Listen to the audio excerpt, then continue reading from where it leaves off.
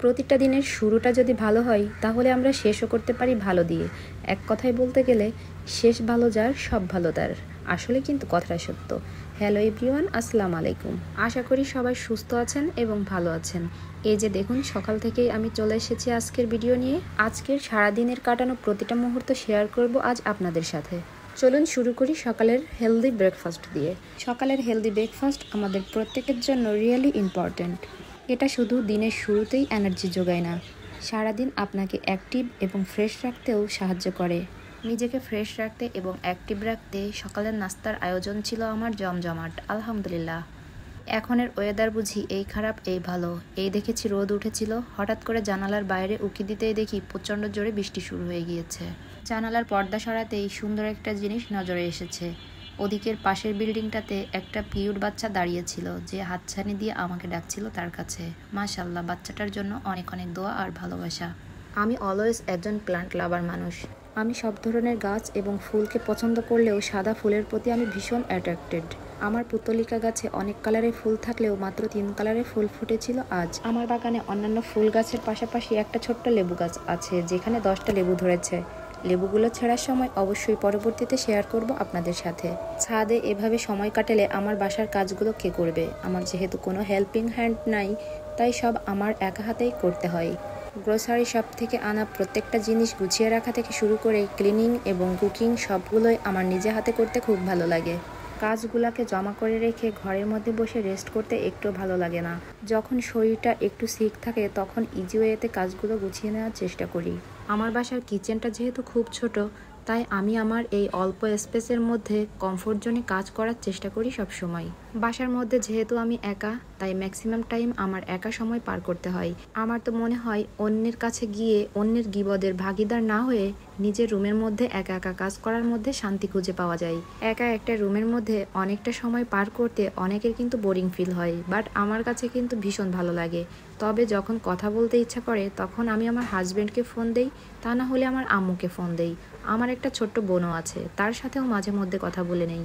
রান্নার তেল, আলু, পেঁয়াজ, রসুন গুছিয়ে নিয়েছি, এবার ডিম ক্লিন করে নিচ্ছি। এখানে ছোট্ট একটা কথা শেয়ার করব বিশেষভাবে।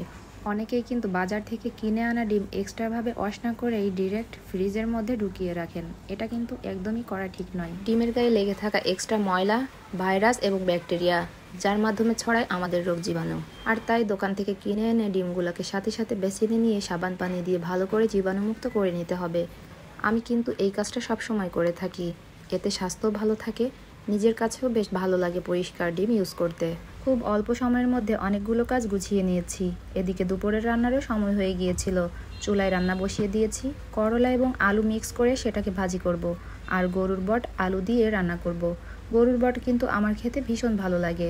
করলা এবং আলুকে এভাবে কেটে আমি কখনো রান্না করি নাই, দেখতে কিন্তু ভীষণ ভালো লাগছিল। খেতেও কিন্তু একটু তিতা হয় নাই।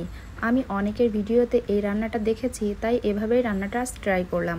রান্না করতে করতে ভীষণ ক্ষুধা লেগে গিয়েছিল, তাই দুপুরে গোসল করে নামাজ শেষ করে ঝটপট করে খেতে বসে গিয়েছি।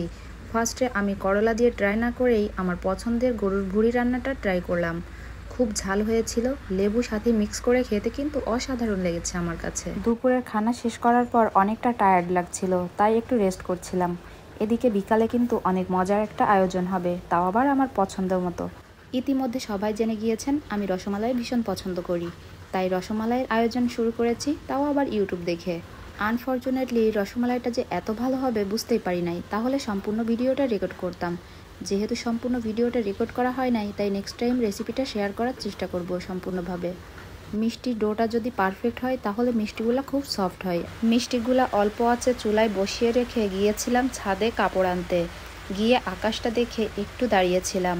এতটা ভালো লাগছিল এই স্নিগ্ধ বাতাসে, পাখির উড়াউড়ি এবং সুন্দর প্রকৃতিকে, মনটা ভরে গিয়েছিল। রসমালাইকে চুলা থেকে নামিয়ে ঠান্ডা করার পর ফ্রিজে রেখে আরেকটু ঠান্ডা করে তারপর আমরা খেয়েছিলাম। এতটা লোভনীয় লাগছিল দেখতে, খেতেও কিন্তু অসম্ভব মজা ছিল। নিজেরা খেয়েছিলাম এবং আশপাশের সব আপনজনদেরকে দিয়েছিলাম। সবাই খেয়ে রিভিউ দিয়েছিল, মাশাআল্লাহ, অনেক মজা হয়েছে। এদিকে একটা ছোট্ট অতিথি পাখি আমার হাতে আটকা পড়ল। পাখিটাকে অনেকক্ষণ আদর করলাম এবং তার সাথে কাটানোর সময়গুলো রেকর্ড করছিলাম। তারপর অবশেষে তার নিজ গন্তব্যে যাওয়ার জন্য পাখিটাকে ছেড়ে দিলাম। কেমন লাগলো আজ আমার সারাদিনের কাজকামগুলো অবশ্যই ছোট্ট কমেন্ট করে জানাবেন। সকলে ভালো থাকবেন। আল্লাহ হাফেজ।